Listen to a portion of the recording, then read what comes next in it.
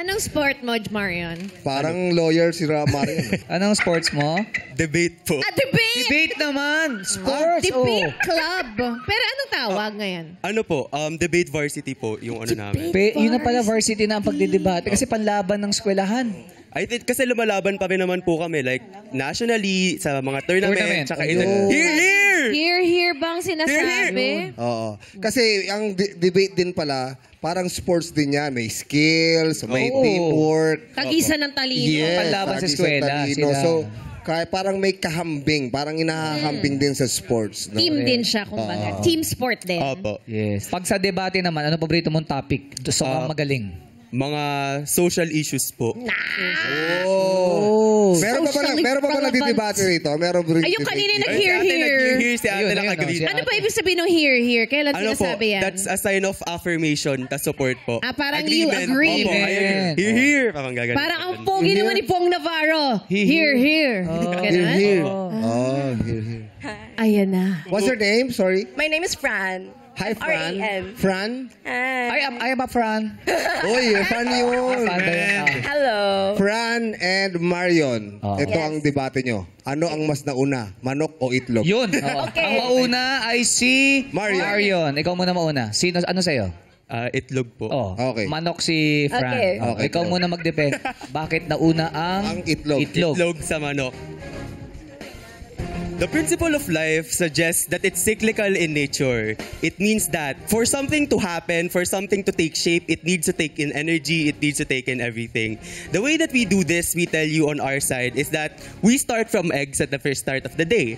The same way that we are able to accumulate nutrients into our system to the extent that we're able to hatch actually into being a chicken. The problem with your side is that you're going to have to assume that chickens were born out of nowhere. On our side, at least we are able to stick to the biological principle in which that organisms take time and nutrients and everything to be able to grow up. Mr. Adjudicator, I'd like to shame that statement. Shame. Okay. Go, Fran!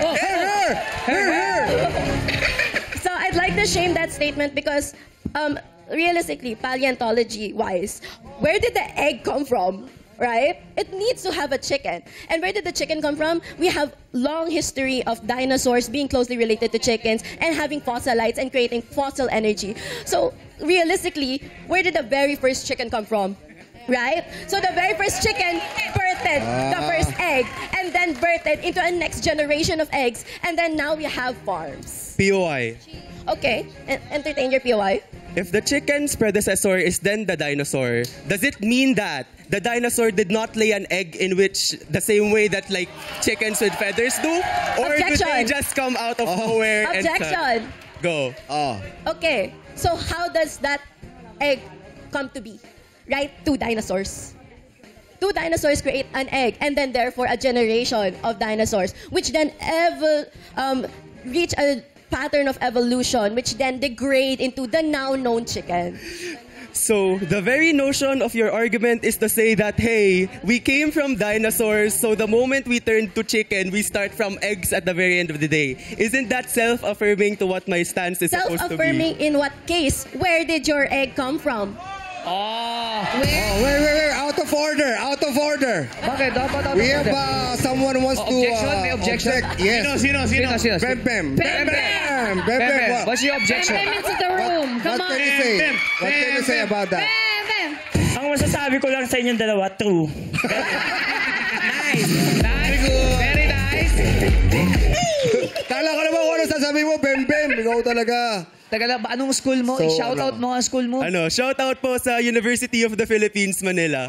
Pero thank you pa si Fran. I-shoutout mo yung school mo Yes, dati. I'd like to shout out Benild. Hi. The LaSalle St. Benild. He actually went against you. You went did? against your varsity one time, yes. Really? Oh, because you're LaSalle, right? Yes. Yeah. Oh, We go magkalaban ah. Magkalaban. Tapos nagtagpo rito.